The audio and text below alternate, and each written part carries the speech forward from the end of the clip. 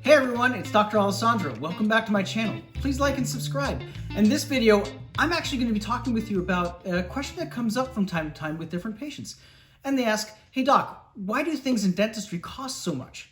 Well, let me explain to you a little bit about what goes into how dentistry is, well, how it's priced, as it were. There are a number of factors that come into play when it comes to the cost of dentistry. In my opinion, and other dentists will say different things, but in my opinion, one of the main factors really is how we pay our dental team. So these people are the most important people to us. They are our backbone. They are our foundation. We appreciate them. We miss them, especially now with COVID-19 that we're not working routinely. They make our lives as dentists so much easier. And so, again, I'll thank them right now, just like I did in a previous video, for everything they do. We want to make sure we pay them well, make sure that they're happy, they're well taken care of. And so part of the cost of dentistry is paying for the team, paying for our group of people that gives us so much time and effort and help. So that's number one. Number two, when you look around our offices and see all the different items, for example, the toothbrushes that we give to you, for example, our curing light, like the ones that I showed you on the video, our instruments, what we use when we're working with you, all of our hand pieces, the drills that make the noises and everything. And for example, even this little bottle. So this little bottle is bonding agent, and that's for our white filling materials. And this little bottle can cost more than $200. So all that said, all of the instruments and materials and supplies that we have all cost money, and they can be very expensive. And that little bottle is not cheap. That's like liquid gold.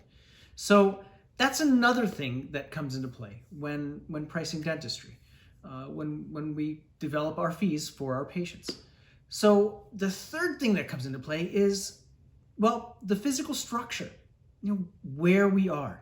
So, for example, this practice is an 1855 schoolhouse. So we have that, and it is a big house. It is not small.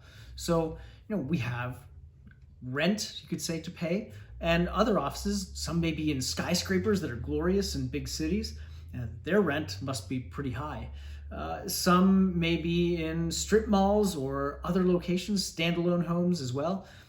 So everybody has a different type of, you could say, space or housing cost. And so that comes into play as well when it comes to, how we determine our fees for our patients. Now, another thing that does come into play outside of all of that, and outside of the bills that we have to pay, like everybody else, we have to pay our electric bill and water bill and all of that. Another thing that comes into play is geographic location.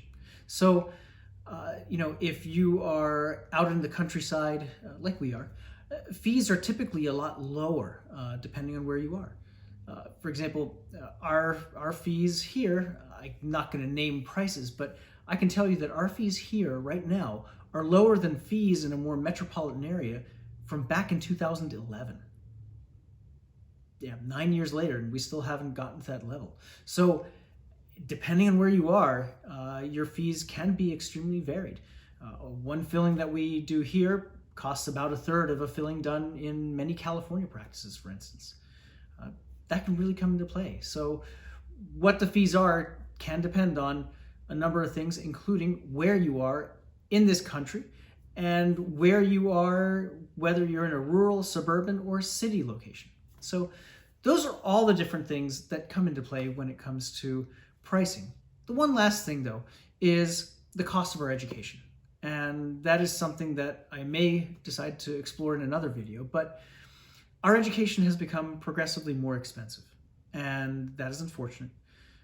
So that said, that also gets factored into what the fees are. And, thankfully, in some cases, like mine, I had the assistance of the United States Navy, and so that was a big factor in keeping my bills very low. And so I can pass that savings on to people because I don't have to worry about giant student debt.